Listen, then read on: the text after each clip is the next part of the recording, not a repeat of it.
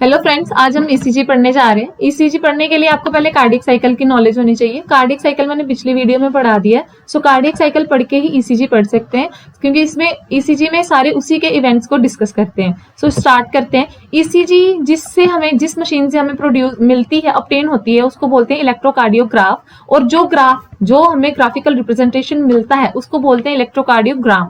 सो ये इंपॉर्टेंट है और थोड़ा कंफ्यूजिंग भी है कि जो ग्राफ मिल रहा है उसको हम ग्राम बोल रहे हैं और जो मशीन है उसको हम ग्राफ बोल रहे हैं। ठीक है, सो ये लास्ट वाले वर्ड्स कंफ्यूजिंग होते हैं। एग्जामिनर इसमें खेलता है तो आपको भी खेलना है। ठीक है, सो अगर स्टार्ट करते हैं। 3 electrical leads are connected to patient. Patient के साथ 3 इलेक्ट्रिकल लीड्स को हमें कनेक्ट करना होता है। 1 एट ईच रिस्ट। हर एक रिस्ट पे एक इलेक्ट्रिकल लीड कनेक्ट करनी है। 2 रिस्ट होती हैं, दोनों पे एक एक इलेक्ट्रिकल लीड कनेक्ट करनी है। 1 at ankle. Okay, for detailed evaluation multiple leads are attached to chest. Detail evaluation लेनी है तो ज्यादा लीड्स जो हैं वो कहाँ पे अटैच करनी है? चेस्ट पे। ईसीजी बोलते किसे हैं? Graphical representation of electrical activity of heart during cardiac cycle. Cardiac cycle के दौरान जो भी ग्राफिकल रिप्रेजेंटेशन होता है, हमारे हार्ट की एक्टिविटी का ग्राफिकल रिप्रेजेंटेशन कब? ड्यूरिंग कार्डियक साइकिल, उसको बोलते हैं ईसीजी। ईसीजी कुछ नहीं है, कार्डियक साइकिल को ग्राफ में बना देना सिर्फ। ठीक है, उसको बोलते हैं।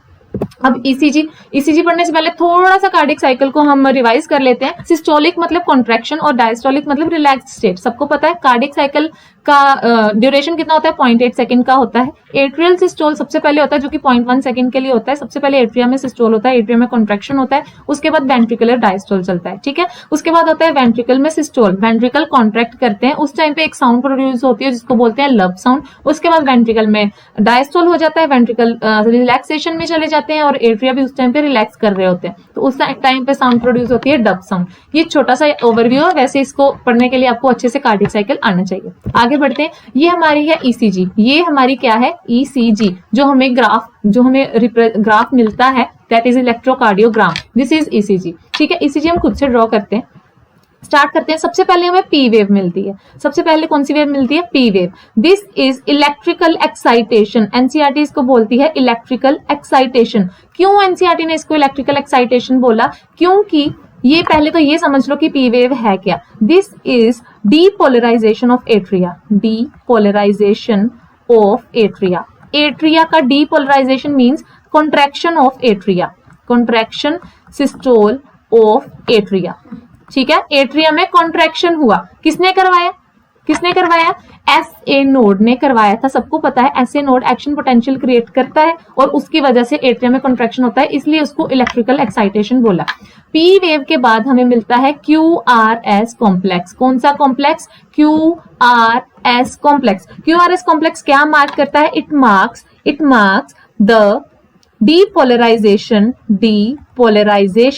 Of ventricles. वेंट्रिकल में अब क्या करवाया है? Systole in ventricles.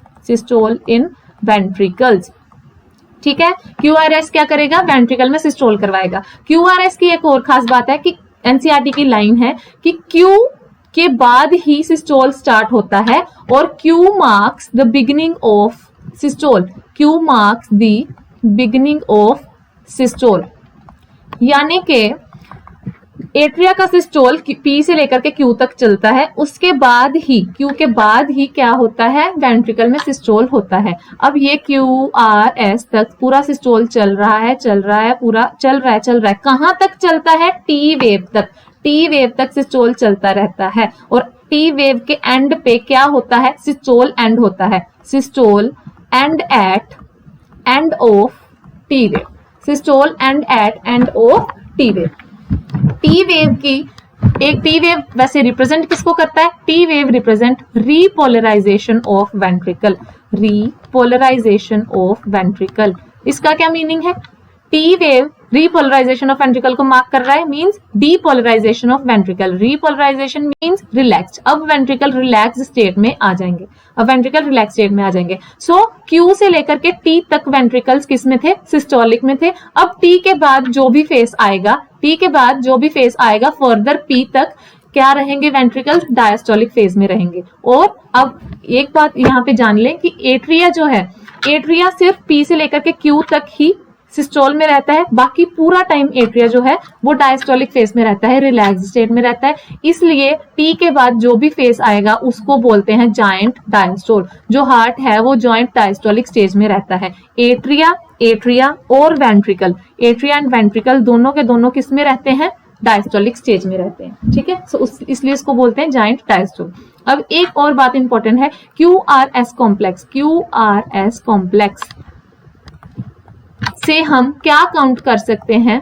We can count heart beat rate, क्योंकि QRS क्या मार्क कर रहा है? वेंट्रिकल का सिस्टोल, और वेंट्रिकल के सिस्टोल के दौरान ही लब साउंड प्रोड्यूस होती है।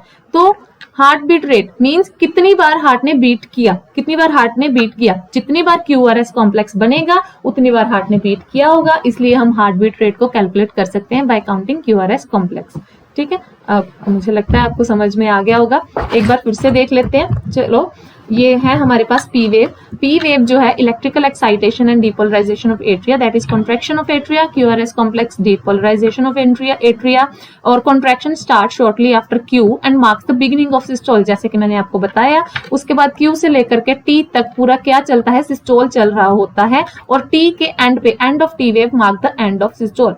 रीपोलराइजेशन ऑफ वेंट्रिकल भी यहीं से स्टार्ट होता है, मतलब कि जो वेंट्रिकल्स है वो रीपोलराइजेशन डायस्टोल की तैयारी कर रहे होते हैं और सिस्टोल उनमें खत्म हो रहा होता है। टी के एंड तक सिस्टोल खत्म हो जाता है और डायस्टोल शुरू हो जाता है, ये कहना चाह रहा है। और उसके बाद सारा का सारा हार्ट जायंट डायस्टोल में आ जाता है। उसके बाद क्वेश्चन है, 2019 में क्वेश्चन आया था, मार्क करना है, सबको मैच दी फॉलोइंग करने हैं। पी वेव क्या करता है? P wave represent depolarization of atria, so depolarization of atria. QRS complex depolarization of ventricle. T wave represent repolarisation of ventricle, सबको पता है, अभी पढ़ा है। Reduction in size of T wave, it is coronary ischaemia, it is a disease related to heart, ठीक है। अगर T wave का साइज अगर कम हो जाता है तो ये वाली डिजीज हो जाती है, ठीक है। उसके बाद नेक्स्ट क्वेश्चन देखते हैं। The QRS complex in a standard ECG represent, सबको पता है depolarization of ventricle। QRS complex किसको represent करता है? depolarization of ventricles को।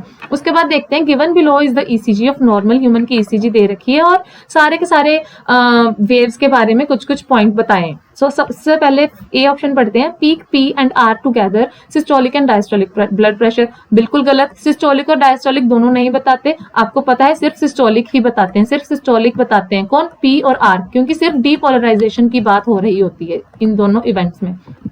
Peak P initiate left atrial contraction only, बोल रहा है कि पी की वजह से सिर्फ लेफ्ट एट्रियम में कॉन्ट्रैक्शन होता है। वेरी रॉन्ग, जो एट्रियम में कॉन्ट्रैक्शन होता है हार्ट में वो साइमल्टेनियसली होता है दोनों तरफ, ठीक है। लेफ्ट और राइट एट्रियम दोनों में कॉन्ट्रैक्शन चल रहा होता है, ठीक है। सो ये भी गलत, ये भी गलत, दोनों ऑप्शन गलत हो गई, ये दोनों ऑप्शन गलत हो गई। कॉम्प्लेक्स QRS 1 कंप्लीट पल्स, बिल्कुल सही। QRS कॉम्प्लेक्स से हम एक पल्स कैलकुलेट कर सकते हैं कि एक QRS कॉम्प्लेक्स हुआ मींस एक पल्स हो गई, ठीक है। पीक T, डी ऑप्शन देखते हैं। Peak T initiation of total cardiac contraction, ये डी ऑप्शन में आपको दिख नहीं रहा होगा, मैं बोल देती हूँ।